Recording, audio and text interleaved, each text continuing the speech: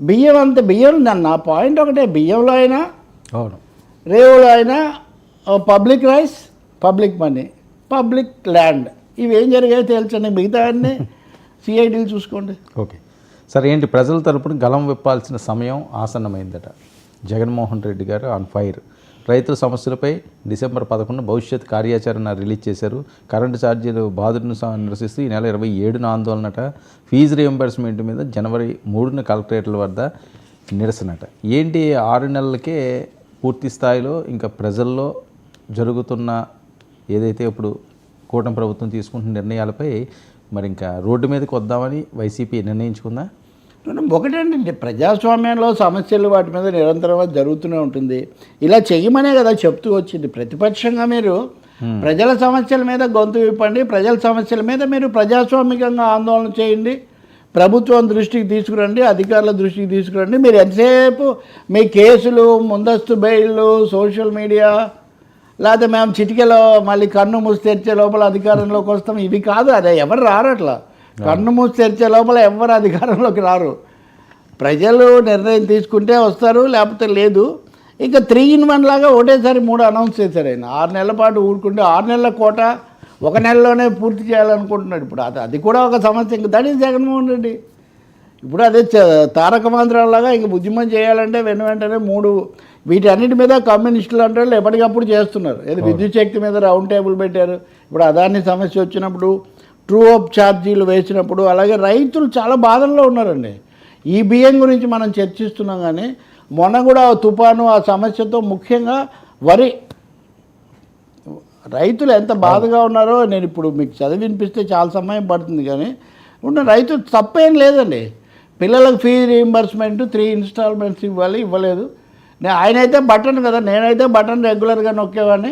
Chandrababu Naidu button అంత తొందరగా నొక్కట్లేదు అనేది ఈయన థీరీ. చంద్రబాబు బటన్ నొక్కడు, ఆయన ఫుల్గా అక్కడికి వెళ్ళి ప్రజల మధ్యకి వెళ్ళి వాళ్ళతో మాట్లాడి ఇమ్మని ఆయన చెప్తాడు. స్టైల్లో తేడా ఉండొచ్చు, కానీ డెలివరీలో తేడా ఉండకూడదు కదా. సో డెఫినెట్గా వాళ్ళు సమస్యల మీద వాళ్ళు చేయగలిగినవి ప్రశాంతంగా చేయొచ్చు. నా ఉద్దేశంలో ప్రభుత్వం కూడా విని ప్రతిపక్షంగా చెప్పే మాట ఇలాగే అసెంబ్లీకి కూడా వెళ్ళి చెప్పమని చెప్తాను నేను. రోడ్ల మీదకి ఇప్పటిదాకా 6 నెలలు తీసుకున్నారు రోడ్డు మీదకి రావడానికి, ఇది ఉద్యమంగా. మీరు అలాగే శాసనసభకు కూడా వెళ్ళండి. ఈసారి శాసనసభకు కూడా వెళ్ళి ఈ సమస్యలు చెప్పండి. ఈ సమస్యలు ఉన్నాయని మీరే భావిస్తున్నప్పుడు వీటిని చెప్పడానికి శాసనసభ కంటే మంచి వేదిక ఏముంటుందండి? కాబట్టి అది కూడా చేయాలి దీంతో పాటు. అప్పుడు సభ లోపల సభ వెలుపల కూడా సమస్యలు లేవనెత్తితే చంద్రబాబు కూడా ఎలాగో ఇన్వైట్ చేస్తున్నాడు, అభిప్రాయాలు చెప్పండి, సూచనలు చేయండి మాకు అని. సార్ దీనివల్ల ఈరోజు యాక్చువల్గా రేవంత్ రెడ్డి వార్షికోత్సవం అని 3 రోజులు జరుపుతున్నారు కదా.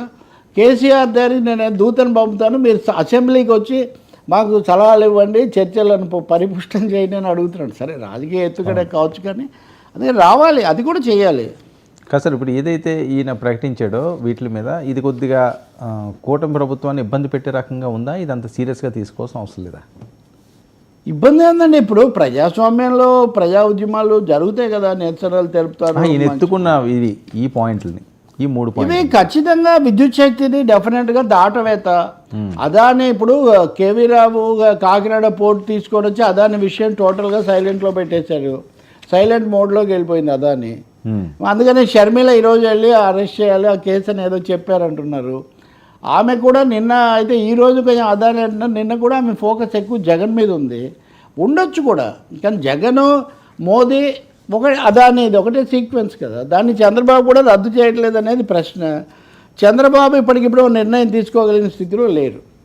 రెండవది జగన్ హయాంలో ప్రకటించిన ట్రూ అప్ ఛార్జీలు మేము వసూలు చేస్తామని వాళ్ళు ప్రకటించేశారు. 6,000 కోట్లు, ఇప్పటికీ 6-7 కోట్లు వసూలు చేస్తున్నారు ఆల్రెడీ.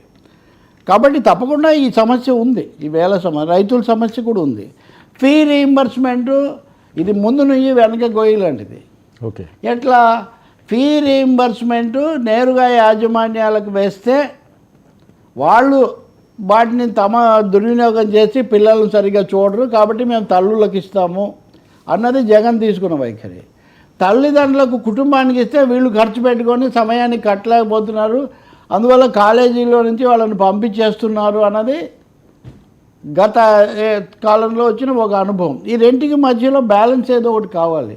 ఎందుకంటే యాజమాన్యాలు, ప్రైవేట్ యాజమాన్యాలను కూడా 100% నమ్మి అన్ని డబ్బులు తీసుకెళ్ళి, అంటే మీకోసం వాళ్ళకి డబ్బులు ఇచ్చే ఉపయోగం ఏంటనే ప్రశ్న. సో అవి కూడా 3 విడతలు విడుదల కాలేదు. సో ఇవి తప్పకుండా నిరసన తెలపాల్సిన అంశాలే ఇందులో వేరే ఏం లేదు. ఇంకా వేరేవి కూడా ఉన్నాయి ఇవి కాకుండా. ఓకే, ముఖ్యంగా అంగన్వాడీలు ఈ ప్రభుత్వం కూడా కొద్దిగా గుర్తిస్తుంది. మొన్న అంగన్వాడీ సంఘాలు అన్నిటితో ఆ మంత్రి సమావేశమయ్యారు. మేము కొంతవరకు విషయాలు మేము పరిష్కరిస్తామని కూడా చెప్పారు. నా ఉద్దేశం జగన్కు ఛాన్స్ ఉండకూడదు అనుకుంటే ప్రభుత్వమే చొరవ తీసుకోవాలి.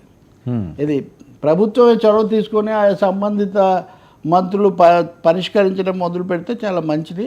అదాని విషయంలో మాత్రం డిసెంబర్ 28 వరకు సమయం ఇచ్చారు, 25 వరకు. ఓకే, అంత సమయం తీసుకున్న తర్వాత అయినా దాన్ని రద్దు చేయకపోతే మటుకు విశ్వసనీయత దెబ్బతింటుంది. జగన్ అనే ఒక మోరల్ పొజిషన్, మీరు రద్దు చేయలేదు కదా, మీరు అదే అమలు చేస్తున్నారు కదా అనేది వస్తుంది. అవును. సరే, ఏంటి హైదరాబాద్ సంజయ్ థియేటర్లో నిన్న జరిగిన విషాదం? పుష్ప